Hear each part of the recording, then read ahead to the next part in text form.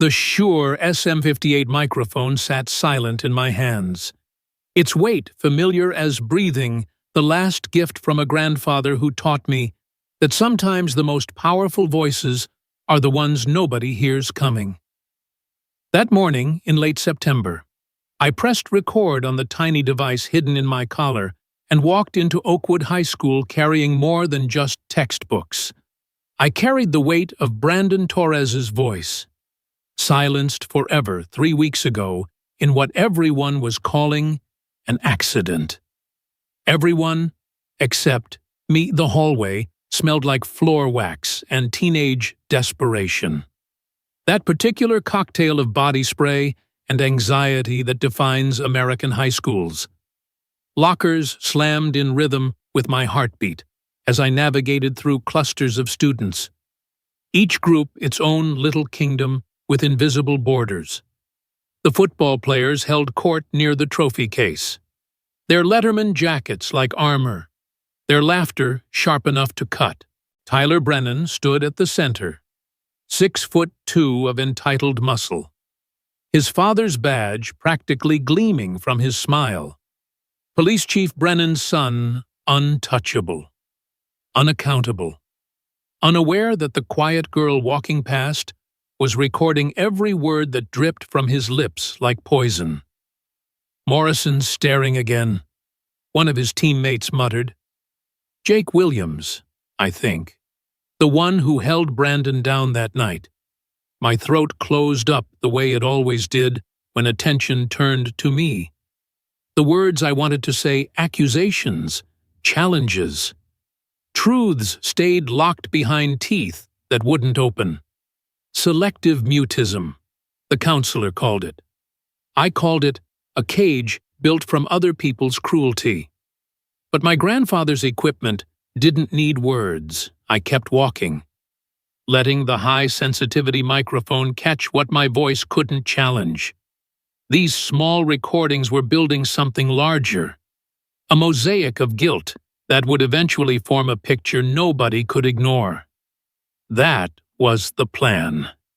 Anyway, the problem with plans is they assume the world plays by rules. Hey, Mouse! Tyler's voice carried across the hallway like a thrown knife. Mouse, their nickname for me, ever since I'd gone quiet, sophomore year.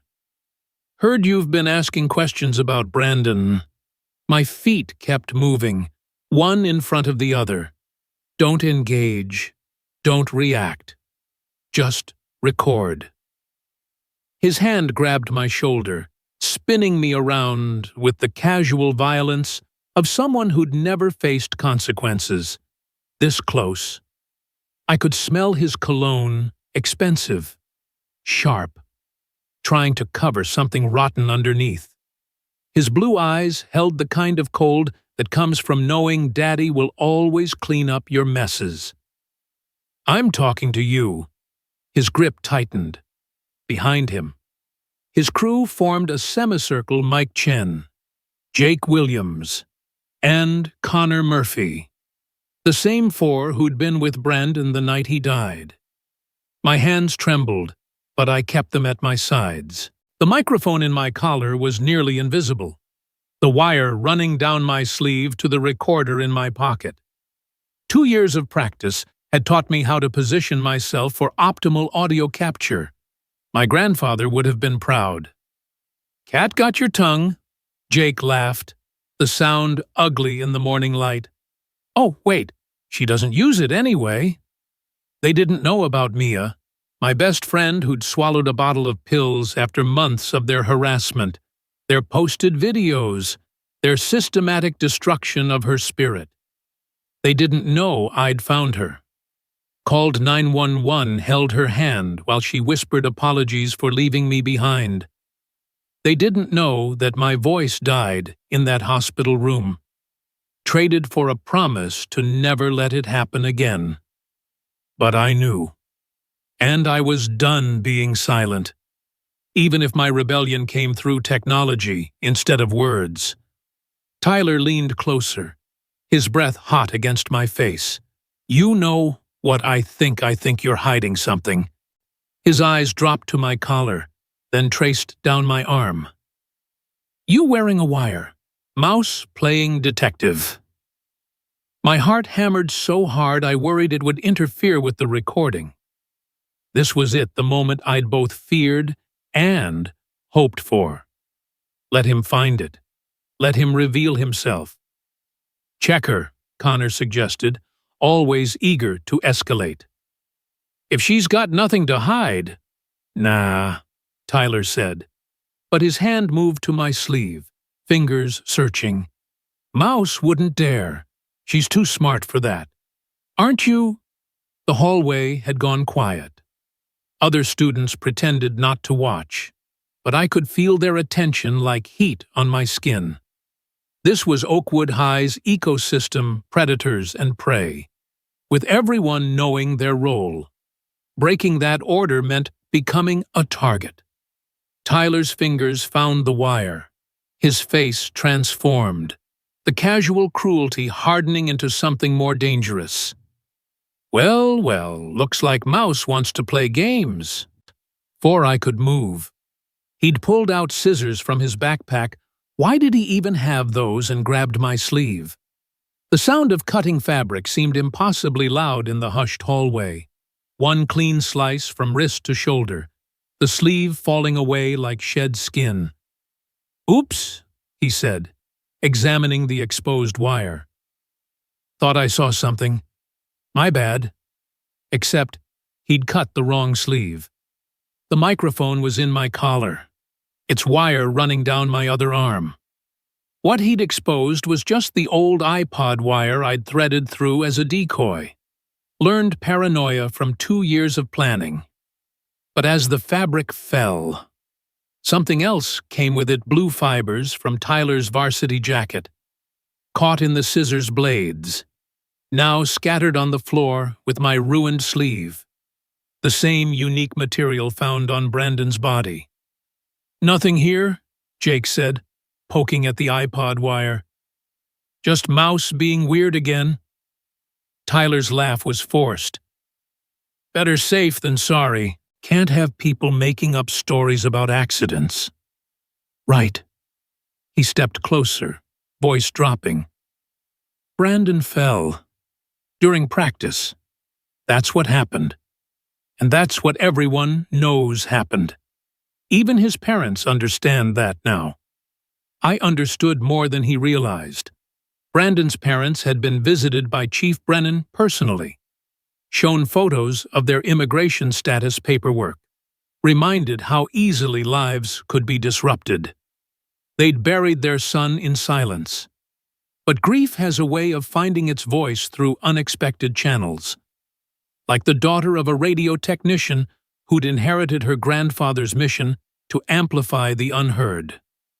"Clean this up," Tyler told me, gesturing at the ruined sleeve.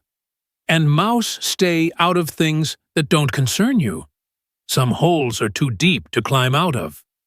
They walked away laughing, leaving me kneeling to gather the torn fabric. Other students flowed around me like water around a stone, careful not to make eye contact. That's how it worked here. Witness nothing. Say less. Survive another day. But survival wasn't enough anymore. I carefully collected every piece of fabric, including the blue fibers that had transferred from Tyler's jacket. Ms. Washington had mentioned fiber evidence in physics class last week. One of her random tangents that I'd learned were never actually random. The former FBI analyst had a way of teaching what her students needed to know, even if they didn't realize they needed it yet. In the bathroom, I sealed everything in the plastic evidence bags I'd started carrying after Brandon's death.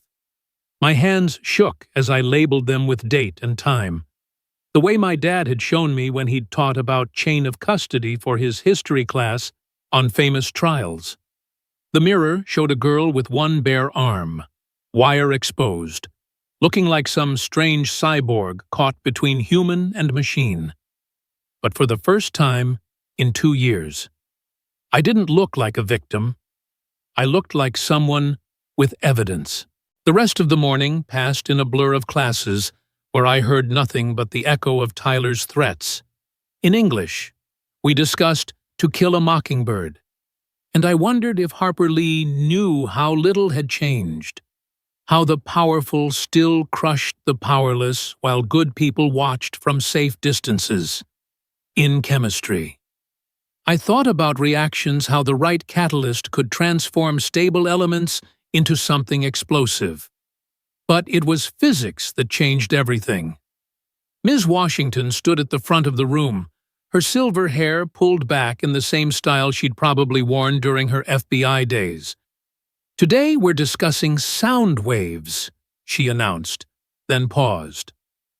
"Riley, would you stay after class? I need to discuss your last lab report." I hadn't turned in a lab report when the room emptied.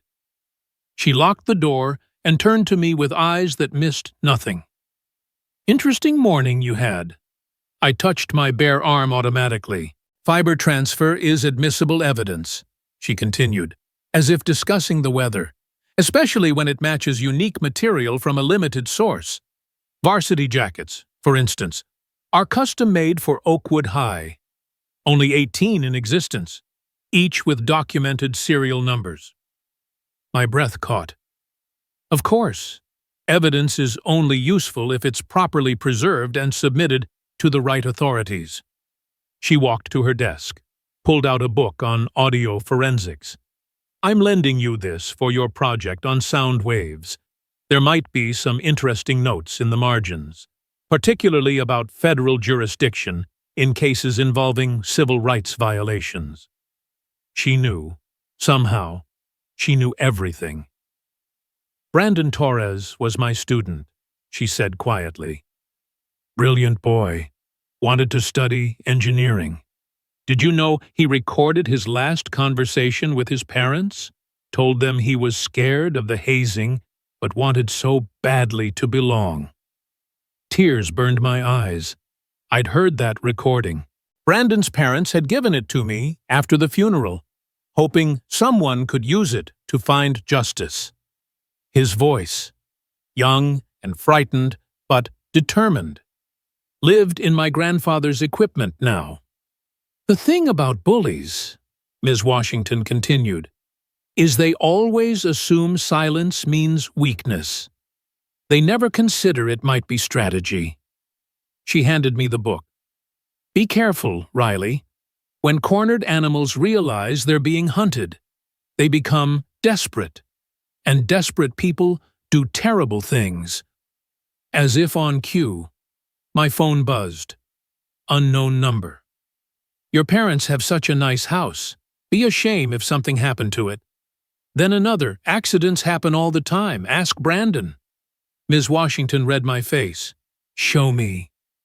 I handed her the phone, watched her expression harden. "They're escalating faster than I expected. How much audio do you have?"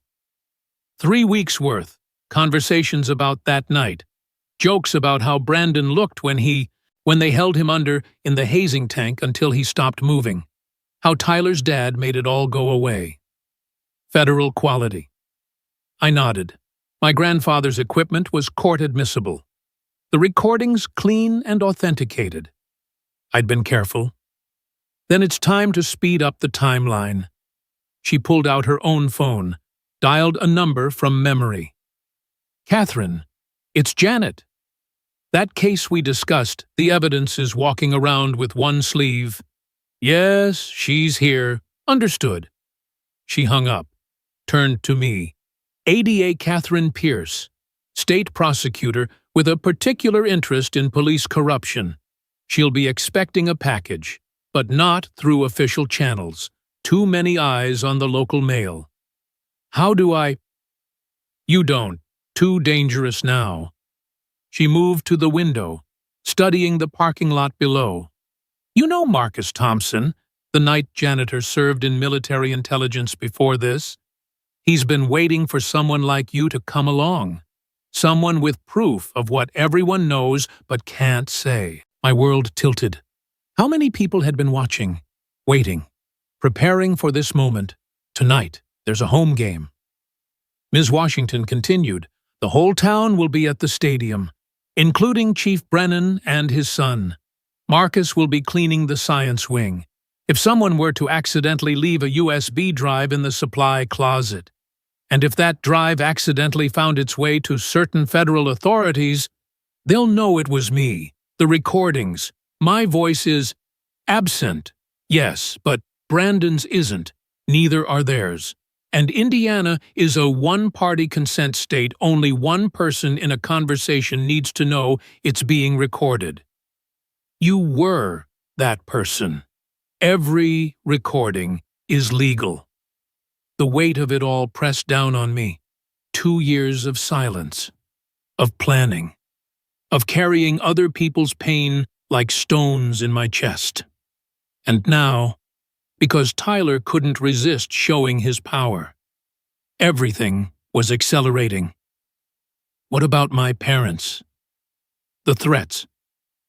Already handled. Catherine has federal marshals on standby. The moment that evidence uploads, your family goes into protective custody. This is bigger than just Tyler. Riley. This is about a system that's been protecting killers for decades. The bell rang, signaling lunch. Through the window, I could see Tyler and his crew heading to the cafeteria, laughing about something on Jake's phone. Probably the pictures they'd taken of me this morning, one-sleeved and humiliated. They had no idea they'd just provided the final piece of evidence. "Riley," Ms. Washington said as I gathered my things. "Your grandfather, I knew him. We worked together once, long ago. He'd be proud of what you're doing, using silence as a weapon, turning their assumptions against them." I stopped at the door, found my voice for just a moment. "They killed Brandon." "Yes, and now you're going to prove it." The hallway felt different as I walked to lunch. The torn sleeve that had been meant to mark me as a victim had become something else, a banner of war. Students stared, whispered, created their own narratives about what had happened. Let them talk. Every rumor, every story, every witness who'd seen Tyler with those scissors was another layer of protection. In the cafeteria, I sat alone at my usual table, pulled out my grandfather's journal, and read his words again. Every voice tells a story. Sometimes the quietest ones matter most. Brandon's voice mattered. It lived in the digital files on the USB drive hidden in my shoe, waiting for tonight, waiting for justice. My phone buzzed again. This time, it was Lily Zhao from the school newspaper. "Heard what happened. Have photos of the incident, multiple angles. They're yours if you want them." Another ally revealing themselves. How many of us were there? Moving in silence. Waiting for someone brave enough to speak first, I typed back. "After tonight's game, and because tonight, everything would change. Tonight, while Tyler celebrated another victory on the field, his confession would be traveling through federal channels, beyond his father's reach, beyond the small-town corruption that had protected him for so long." The cafeteria noise faded as I pressed my hand to my collar, feeling the small microphone still recording, still gathering evidence. They thought cutting my sleeve would scare me into silence. Instead, they'd given me fiber evidence and witnesses to assault. My grandfather always said the best stories were the ones people didn't see coming until it was too late to stop them. Tyler Brennan was about to learn what that meant. The afternoon crawled by with the weight of anticipation. In every class, I felt the USB drive in my shoe like a heartbeat against my soul. Evidence that could bring down not just Tyler, but an entire system of corruption. Evidence that Brandon Torres had died to expose. But first, I had to survive until tonight. The threats kept coming, each more specific than the last. Photos of my house, my parents' license plates, even a picture of my younger sister at her middle school. They were panicking, and panic made them sloppy. Every threat was another federal charge, another piece of evidence that this went beyond simple bullying. As the final bell rang, I spotted Marcus Thompson pushing his cleaning cart down the hall. He looked like any other janitor, invisible to the students who passed him without a glance.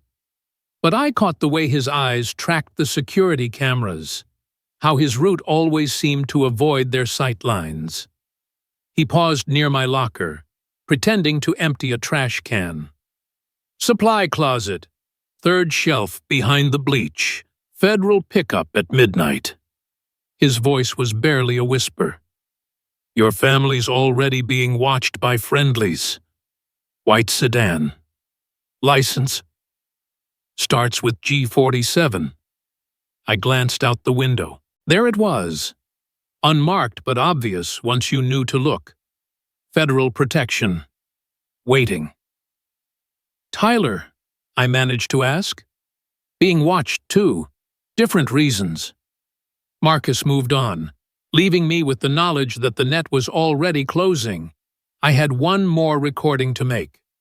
The locker room hallway after school was supposed to be empty. That's why I'd chosen it for my final recording.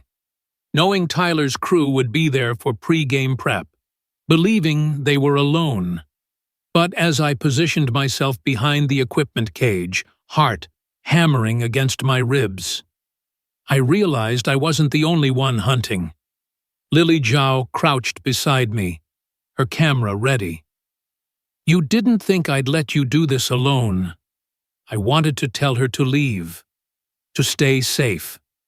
But my voice stayed locked away. Instead, I showed her my phone, the recorder app already running. I know about Mia, she whispered. She was my friend too. This is for her as much as Brandon. Through the metal grating, we could see them. Tyler held court on the benches while his teammates suited up. The smell of sweat and arrogance filled the space. That particular stench of boys who'd never been told no. Coach wants us focused tonight, Jake was saying. No distractions. Speaking of distractions, Tyler laughed. Mouse won't be a problem anymore. Dad's handling it. Family's getting a visit from immigration services tomorrow. Funny how paperwork can suddenly have issues. My hands clenched. The Morrisons had been citizens for 3 generations. But truth never stopped a lie with a badge behind it. Just like the Torres family, Mike Chen asked, something uneasy in his voice. Exactly like them. Tyler's voice dropped. That casual evil that made my skin crawl. Though Brandon's parents learned their lesson easier, didn't take much convincing after we showed them the photos. What photos? Connor sounded genuinely confused. I thought we deleted. Not those photos, idiot. Tyler stood, and through the grating I could see him checking the door. The ones Dad's guys took at the hospital. You know, before they cleaned Brandon up. Amazing what water in the lungs does to a face. Lily's hand found mine, squeezing tight. We both knew this was it, the confession we'd needed. That's sick. Man, Mike said. We agreed it was just supposed to be a dunk. Nobody meant for anything. Tyler cut him off. But when you hold someone underwater for 3 minutes, accidents happen. Right. Jake, you're the one who wouldn't let go. You told me to, Jake's voice cracked. You said he needed to learn respect. And he did. Permanently. The silence that followed was heavy with guilt and complicity. Even monsters, it seemed, could recognize evil when it wore their face. Look, Tyler continued. We've been through this. Dad fixed it. Death certificate says accidental drowning during voluntary training exercise. Brandon wanted to make the team so bad he pushed himself too hard. Tragic accident. End of story. But Riley Morrison is a mute freak playing detective. After tonight, she'll either be in a psychiatric hold or her family will be too busy with deportation proceedings to care. Dad's got a judge ready to sign either paperwork. That's when I stood up. I don't know what possessed me, maybe Brandon's spirit, maybe Mia's courage, maybe just 2 years of swallowed screams demanding release. But I stood up from behind the equipment cage and walked into the locker room, Lily beside me with her camera rolling. Tyler saw me first. His face went through a symphony of emotions: surprise, rage, then something that might have been fear. "Get her," he said. But nobody moved. I held up my phone, showing the recording app's timer 12:47 and counting. Then I did something I hadn't done in 2 years. I spoke. "Brandon Torres." My voice came out rusty, broken from disuse, but it came. "Say his name." "You're trespassing." Tyler stepped forward, but Jake grabbed his arm. "Dude, she's recording. She's been recording everything." "So what?" But Tyler's bravado was cracking. "It's inadmissible. My dad says, 'Your dad's wrong.'" The words scraped my throat like glass, but they kept coming. "Indiana. One-party consent. Only I need to know." "You little—" He lunged forward, but this time his teammates held him back. "She's got witnesses," Mike said quietly. "This is over, Tyler." "Nothing's over." Tyler's mask finally slipped completely, revealing the terrified boy underneath. "My dad runs this town.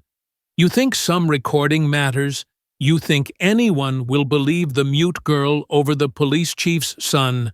They'll believe Brandon," I said, and pulled out the second phone, the one with Brandon's last recording, sent by his parents.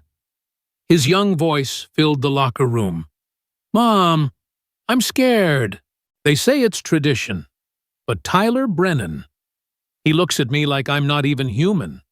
Jake Williams keeps talking about teaching me to swim the hard way. I don't want to go.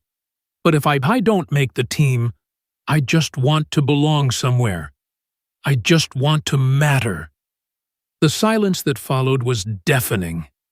Even Tyler had no words for the ghost in the room. "He mattered," I said, my voice growing stronger. "Mia mattered. Everyone you've hurt mattered." "This proves nothing," Tyler said, but his voice shook. He drowned in a training exercise. "Accidents happen. Yeah, I've heard." I held up the evidence bag with the torn sleeve and blue fibers, like how your jacket fibers accidentally ended up on Brandon's body. Same unique material that's now documented from today's assault. That's when we heard the sirens. Not local sirens, these had a different pitch. A federal scream that cut through the Friday night air. Tyler's face went white. "What did you do?" "She gave Brandon a voice," Lily said, camera still rolling, "and now everyone's going to hear it." The locker room erupted in chaos. Tyler tried to run, but Jake, maybe finding his conscience too late, blocked him. "No more running. We killed him. Tyler, we killed that kid." "Shut up!" Tyler swung at Jake, connecting hard. They went down in a tangle of limbs and guilt while Mike and Connor backed away, hands up, already distancing themselves from the wreckage. Marcus Thompson appeared in the doorway, no longer the invisible janitor. "Federal agents are 3 minutes out. Anyone wants to make a statement before lawyers get involved. Now's the time." Mike Chen stepped forward first. "I'll testify. I saw everything. I helped hold him down, but Tyler and Jake, they wouldn't let him up, even when he stopped fighting." "You son of a—" Tyler broke free from Jake, charged at Mike, but Marcus intercepted him with practiced ease, pinning him against the lockers. "Save it for the judge," Marcus said calmly. "Your daddy's probably getting his own visitors right about now." Through the high windows, We could see the stadium lights flickering on for the game that would never happen. Parents were arriving, tailgating, preparing to cheer for boys who'd murdered one of their own. They had no idea their Friday night tradition was about to shatter. "Riley!" Tyler's voice was desperate now, all pretense gone. "You don't understand what you've done. My father will destroy your family. He knows people, has connections." "In federal prison?" I asked. "Because that's where police chiefs who obstruct justice in murder cases tend to end up." The first agents entered then, badges out, weapons holstered but visible. "Everyone stay where you are. Hands where we can see them." What followed was choreographed chaos. Rights read, hands cuffed, evidence tagged. Lily kept filming, documenting history as Oakwood's untouchable golden boys were led away in federal custody. Tyler kept screaming about his rights, his father, his future, never once mentioning Brandon's name. Jake said it for him. As they led him past me, he stopped. I hear him at night, in my dreams. He begged us to stop. Tears ran down his face. "I'm sorry. I know it doesn't matter, but I'm sorry." I found my voice one more time. "Then testify. Give him justice." He nodded, shuffling away in chains that should have been Brandon's football gear. The locker room emptied except for me, Lily, Marcus, and Agent Catherine Pierce, who'd arrived with the second wave. She looked exactly like Ms. Washington had described, sharp, focused, and utterly unmoved by the Brennan name. "Miss Morrison," she said, "I understand you have evidence to submit. I handed over everything the USB drives, the fiber evidence, the authenticated recordings, months of work condensed into a banker's box of truth." "Your grandfather would be proud," she said softly. "I worked a case with him once. He always said the most dangerous person in the room was the one who knew how to listen." Outside, chaos reigned. Parents abandoning tailgates to chase federal vehicles. Local cops standing confused as their chief was led away in handcuffs. The Oakwood Eagles championship season ending not with a trophy, but with tragedy exposed. Ms. Washington appeared at my side as we watched from the parking lot. "You found your voice." "I found Brandon's," I corrected, "and Mia's, and everyone else who couldn't speak." "No," she said gently. "You found yours. It just needed the right moment to emerge." The stadium lights shut off one by one, darkness reclaiming the field where boys had been worshipped as gods. In the distance, news vans were already arriving, vultures drawn to the carrion of a corrupt dynasty. "What happens now?" Lily asked, reviewing her footage. "Now we tell the truth," Agent Pierce said. "All of it. The hazing death, the cover-up, the systematic intimidation. This is going to be bigger than just Oakwood. Chief Brennan has connections throughout the state. They're all about to be examined." My phone buzzed, Mom texting that they were safe. Federal marshals had moved them to a secure location. The relief nearly buckled my knees, but there was one more thing to do. "I want to see Brandon's parents," I said. "They deserve to hear it first." Agent Pierce nodded. "We'll arrange it. They're already in protective custody, eager to testify now that it's safe." As we walked toward the federal vehicles, I passed the trophy case where Tyler had held court that morning. His photo smiled from behind the glass MVP. Team captain. Town hero. By morning, it would be evidence in a federal murder case. The next weeks blurred together in a symphony of justice. Tyler Brennan, charged with involuntary manslaughter and obstruction. Jake Williams turning state's evidence. His testimony painting a picture of systematic hazing that had claimed other victims before Brandon kids who'd transferred. Dropped out. Stayed silent. Connor and Mike. Lesser charges but still facing years. Chief Brennan. The biggest fish. Caught in a web of RICO violations that would unravel 23 years of corruption. But the moment that mattered most came 3 months later. At a memorial they finally let us hold for Brandon. I stood at a microphone, not my grandfather's, but one that carried his spirit. The auditorium was packed. Brandon's parents in the front row, tissue in hand but heads held high. My family behind them. My sister wearing a Justice for Brandon shirt she'd designed herself. Ms. Washington and Marcus, revealed now as part of a federal task force that had been building a case for years, waiting for someone brave enough to provide evidence. Lily, whose footage had gone viral, forcing the national spotlight on Oakwood's darkness. Even some of Tyler's former teammates, ready to speak truth about a culture that had consumed them all. I gripped the podium, feeling 2 years of silence ready to shatter. In my pocket.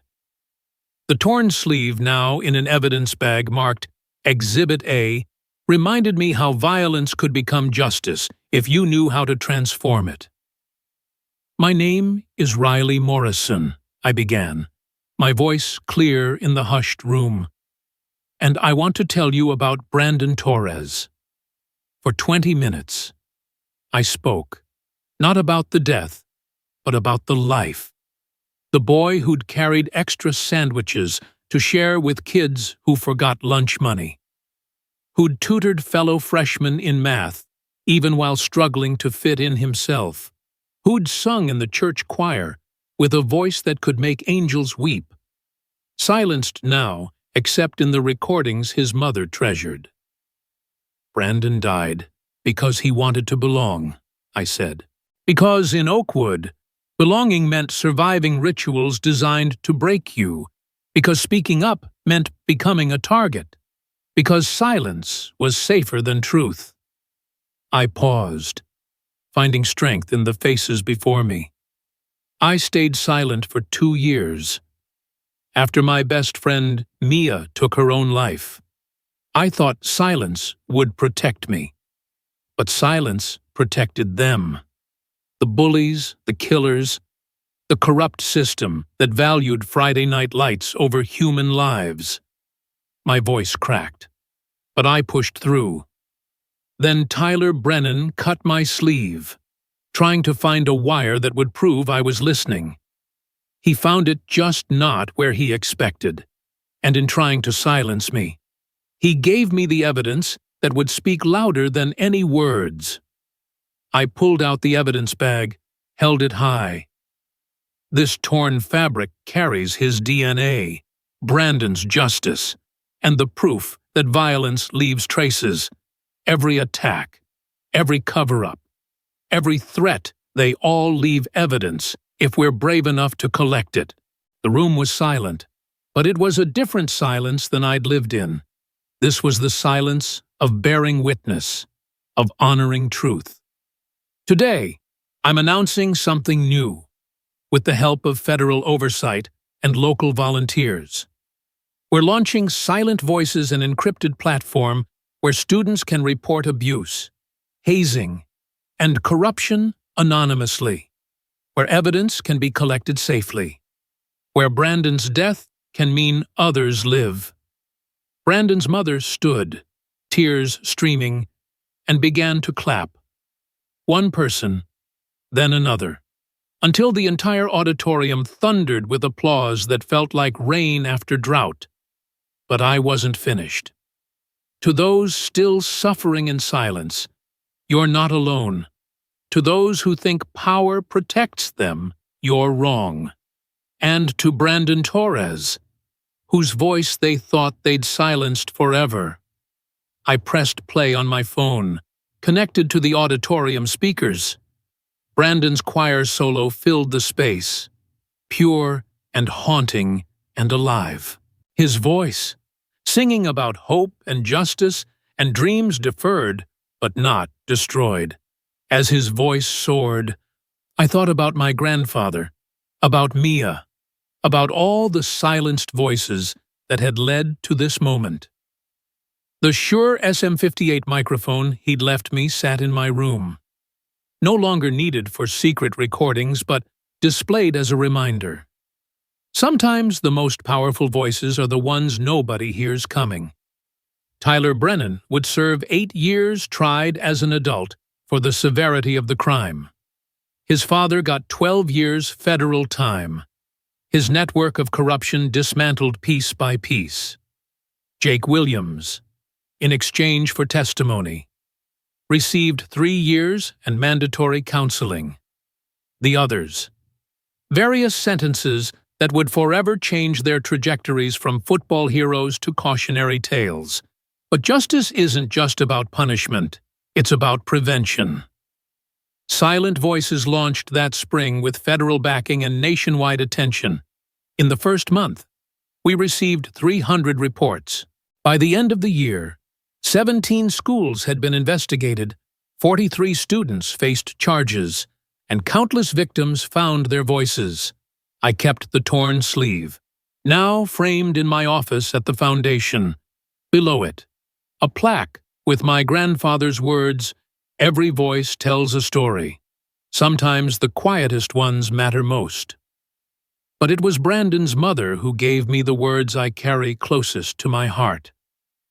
After the trial, after the sentences, after the media storm died down, she held my hands and said, "You gave my boy his voice back.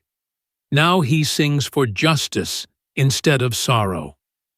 These days, I speak regularly at schools, conferences, anywhere someone needs to hear that silence doesn't mean surrender, that evidence can be gathered by the meek, that sometimes the greatest weapon against evil is a microphone in the collar of a quiet girl who refuses to let injustice win. Tyler Brennan thought cutting my sleeve would silence me forever. Instead, he taught me that every act of violence plants seeds of its own destruction. You just have to know how to tend the garden of justice, water it with truth, and wait for the harvest of consequence. And sometimes, if you listen carefully in the halls of Oakwood High, now reformed, now monitored, now safe, you can still hear Brandon's voice, not in sorrow or fear, but in every student who speaks up, stands up, refuses to be silenced. That's the thing about voices. Cut one down, and sometimes 1,000 grow in its place. The torn sleeve hangs in my office still, a reminder that what was meant to humiliate became evidence. What was meant to silence became a roar. What was meant to destroy became the foundation for rebuilding. And in the end, that's what justice sounds like, not a bang or a whimper, but the steady accumulation of truth, one voice at a time, until even the quietest among us can shake the foundations of power. Brandon Torres wanted to belong somewhere.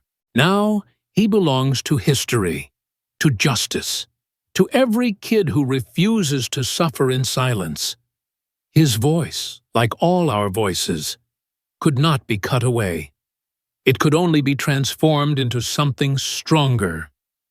5 years later, I returned to Oakwood High for a different kind of assembly.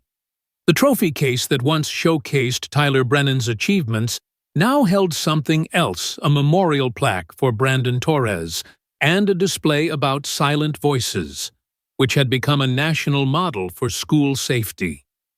The new principal, Dr. Sarah Chen, had been hired specifically to reshape the culture. As she introduced me, I noticed the changes. Security cameras in every hallway, yes, but also peer counselors, anonymous reporting boxes, and posters declaring "Every voice matters" in multiple languages. Please welcome Riley Morrison, founder of Silent Voices and Time Magazine's Person of the Year. The applause felt different now, not the desperate thunder of that first memorial, but something steadier, more hopeful. I stood before a new generation of students who'd never known Tyler's reign of terror, but who needed to understand why vigilance mattered. "I want to show you something," I said, pulling out the framed sleeve. Some gasped the story had become legend, but few had seen the actual evidence. This torn fabric represents a moment when someone tried to silence me, but every thread that fell away became a thread in the net that caught them. A freshman raised her hand. "Were you scared?" "Terrified," I admitted. "Fear is normal, but I learned something important. Bullies count on fear keeping you silent. They never expect you to transform that fear into fuel." After the assembly, I visited the recording studio Oakwood had built in Brandon's honor. Students learned audio production here, but also the power of documentation, of bearing witness. On the wall hung my grandfather's Shure SM58, donated to inspire future truth-tellers. As I walked the halls one last time, a custodian stopped me. Not Marcus, he'd moved on to training federal agents in surveillance detection. This was someone new, but his knowing nod suggested the network of watchful protectors continued. My phone buzzed, another school requesting Silent Voices implementation. The movement had grown beyond my wildest dreams, saving lives I'd never meet, giving voice to stories I'd never hear. But I would always remember the first voice I amplified. Brandon Torres, who wanted only to belong, now belonged to all of us, forever. Retry Claude can make mistakes. Please double-check responses.